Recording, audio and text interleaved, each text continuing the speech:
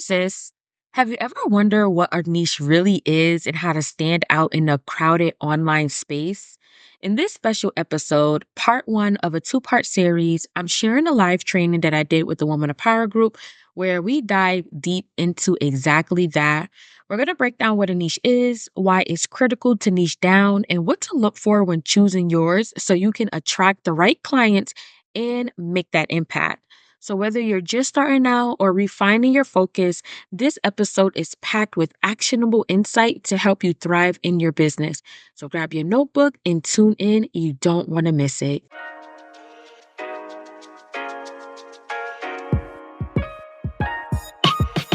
You are listening to Call Her Profitable, the podcast where Jesus-loving entrepreneurs hit five-figure months consistently, all while keeping God at the center of their business. I'm your host, Odaisha, certified business coach and multi-passionate entrepreneur, here to empower you with the tools to build a profitable, cash-flowing business. And on this podcast, we'll explore effective marketing strategies for attracting clients and boosting sales, along with simple methods for running your business effectively. And hey, if you're ready for accountability in both your faith and business journey, head over to thewomanofpowergroup.com to join our exclusive community. So sis, grab that notebook and that iced coffee and let's get to work.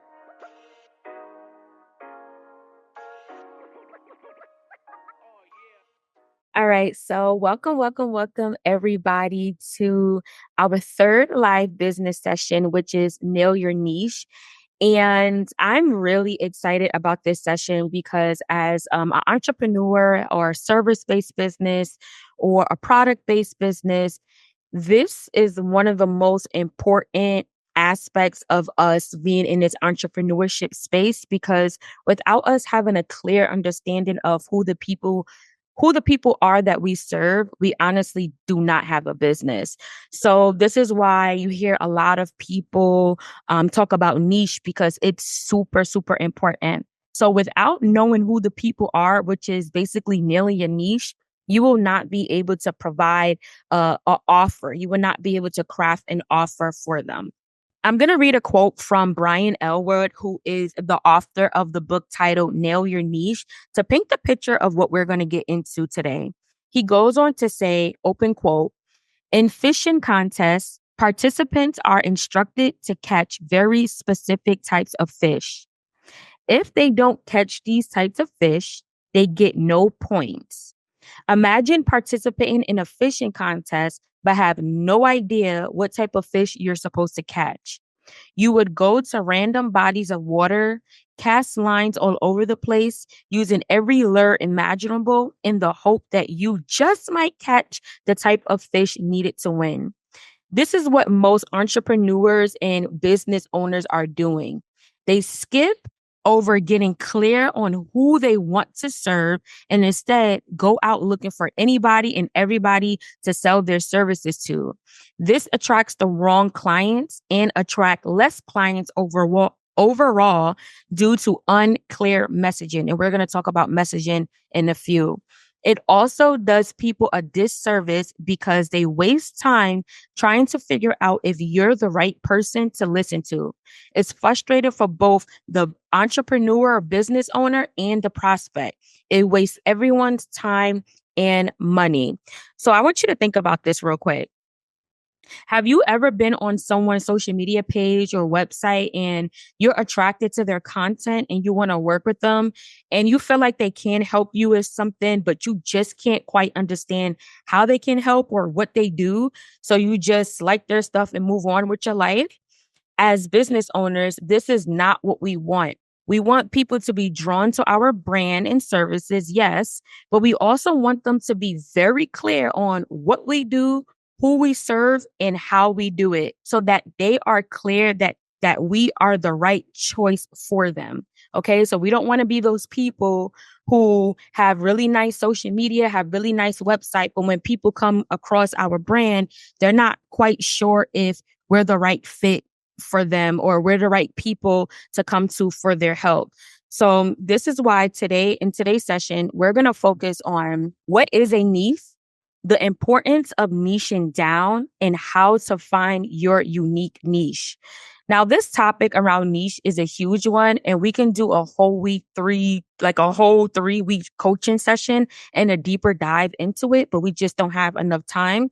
So we're focused on the foundation of a niche. And by the end of this session, you should have an idea of what your unique niche is. So what is a niche? A niche is a specialized area of a larger audience that your business focuses on. In other words, your niche is a specific group of people in an industry that you can transfer your power to, that you can help transform the most. So, for the sake of this session, when we talk about niche, we're going to talk about industry and people, meaning we're going to pick a specific industry niche and a specific audience niche. Then, towards the end of the session, we will niche down. So, for example, a niche as it pertains to an industry is real estate, investing, healthcare, fitness, business, spirituality, beauty, education, finance, etc. So, I want you to take some time to think about your industry niche and then pick one. And then a niche as it pertains to people are moms, home buyers, professionals, entrepreneurs, pet owners, married couples, writers, corporations, investors, educators, students, etc. And I want you to think about this and then I want you to pick one. So just take a moment and just grab your industry, whatever it is, and then grab your people, and then we're going to begin to niche down. All right. Why is niching down important? So for now, be sure to just pick one industry and one group of people. And this is important because number one, your marketing messaging is all about marketing and messaging. Many business owners and entrepreneurs feel that their product or service helps everyone, which may be true, but starting out, you want to be able to target and attract the people that you are here to help the most, especially in a crowded online space. Niching down makes your marketing efforts more effective. So here's how this works for marketing purposes. Let's say, for example, you are a nurse practitioner looking to quit your job to start a business, right? As you're scrolling online, you see one ad that says, I help 9 to 5ers quit their jobs in 90 days and start a profitable business. And then you see another ad that says, I help nurse practitioners quit their job and start a lucrative business in 90 days. Which one would you go with? As one that identifies as a nurse practitioner, you may be more inclined to get help from the person that called you out. Now, let's say they niche down further and in their marketing messaging, they said, I help Black Christian women nurse practitioners quit their job and launch a lucrative business in 90 days using biblical principles. Now, if you identify as Black, Christian, woman, nurse practitioner that honor biblical principles, you will more likely go with the one who targeted you best rather than the one who was very broad, because you may feel that they were speaking directly to you. You may automatically assume they understand your unique struggles and have a proven strategy to help you in your unique situation. I have mentioned this in one of our previous sessions, but people mostly buy or get involved through connection. The more you can connect with your audience by speaking to them and speaking their language, the more they will want to stay connected to you and your business and your brand. This is what niching down does. It helps you to add the correct language and keywords in your messaging so your customers come looking for you instead of you looking for them. We want when people are looking for Christian content creator that helps with relationships, when they type that into Google or when they type that into Instagram or YouTube, you want your content to come up. Why? Because you are so specific in your marketing messaging that when they type in those keywords, you're the person that shows up on their screen. Okay. So that's why niching down is important. Number one, because of marketing messaging. Niching down is also important because number two, it helps you avoid highly saturated markets. By focusing on a more narrow audience, you face less competition and can establish yourself as an expert or a thought leader in that niche. It also allows you to differentiate yourself from competitors by offering a more specialized solution that are tailored to the unique needs of your audience. So let's take the nurse practitioner example for a moment. The one who simply helps nine to fivers make um, the one who simply helps nine to fivers may provide strategies that will help across the board, right? There may be a lot of people out there that can help a nine to fiver leave their job.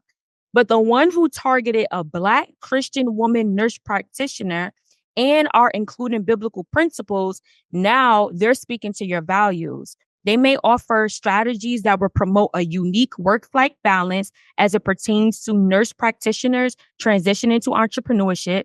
They may have tactics to help you transfer your skills as a nurse practitioner to your new role as a business owner. And this person is really tailoring their offerings to the specific needs of that client, right? And this brings me to number one of why niching down is important. It's because it will help you build stronger client relationships and loyalty.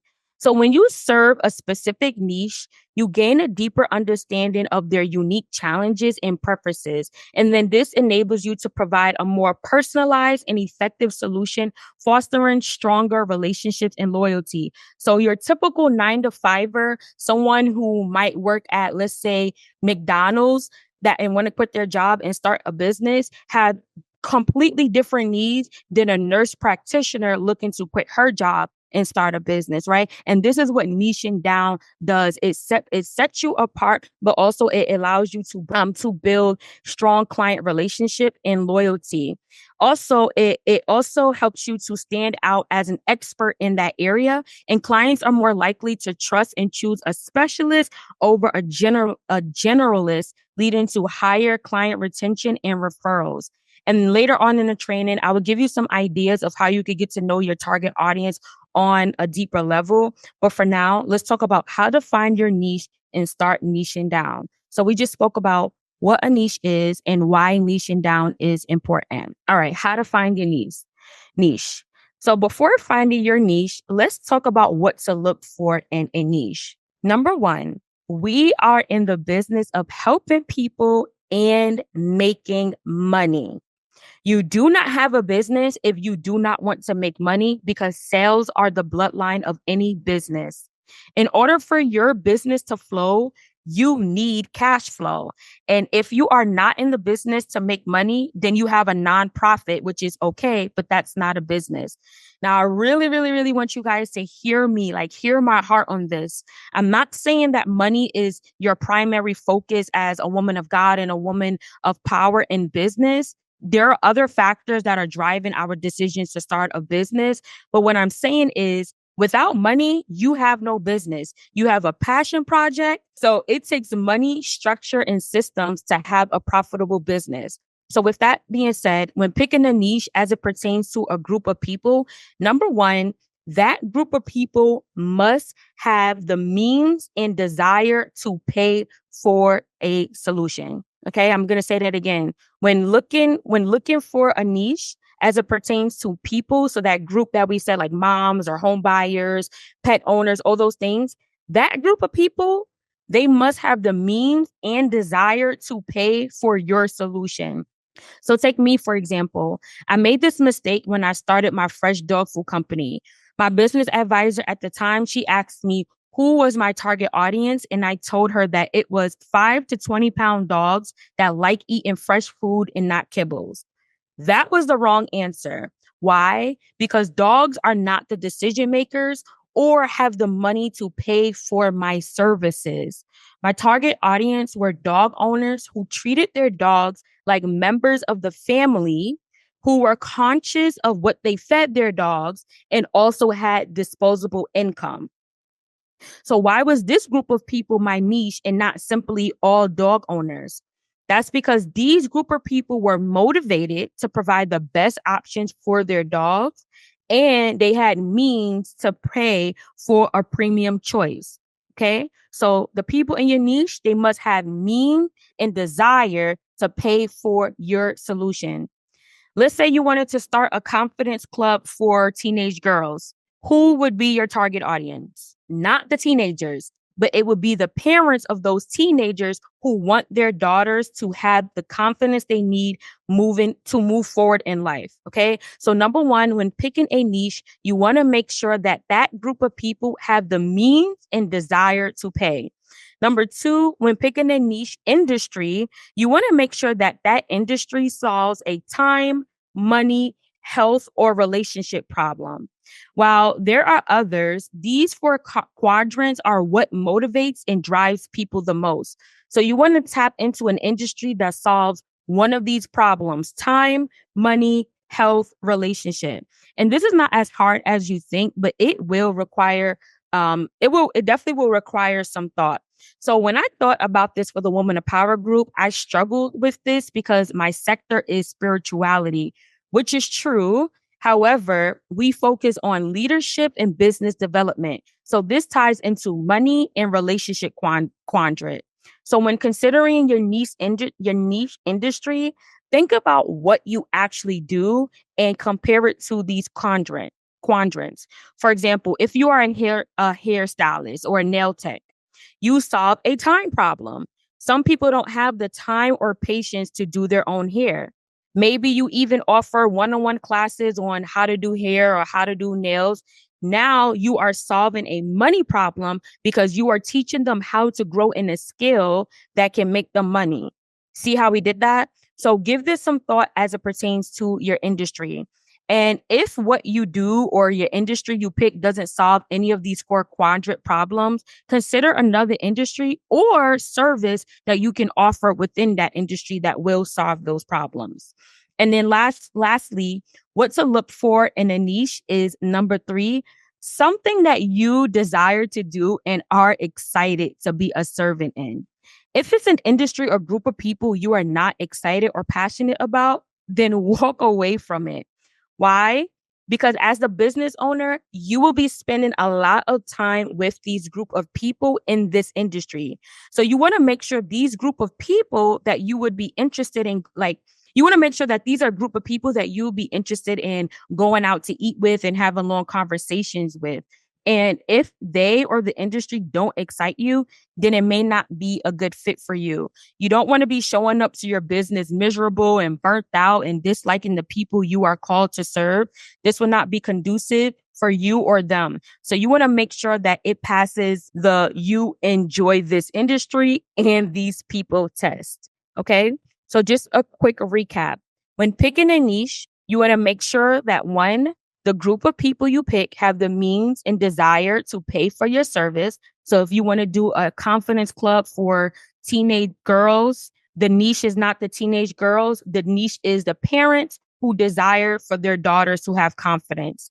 Number two, your niche or your industry should solve a time, money, health, or relationship problem. It doesn't have to solve all those problems. It just should solve one of those top four problems. And then number three, you are excited about the industry and the group of people you are serving. Those are the top three things that you want to look for when you are picking your niche. Okay, sis, I'm going to stop the episode right here so that you have time to chew on and digest the information. And we'll pick back up next week on part two, how to niche down so you can scale up. Hey sis, I hope today's episode blessed you. If it did, would you take just 30 seconds to share it with a fellow Christian woman entrepreneur who's ready to step boldly in her God-given business? And hey, don't forget to leave your girl a quick review on Apple Podcasts. It really helps to get the word out and lights me up to know that this podcast is actually making an impact in your journey. All right, sis, time to get back to building that kingdom business and claiming those 5-figure months. I'll see you next week for another Power Pack episode. Stay blessed and profitable.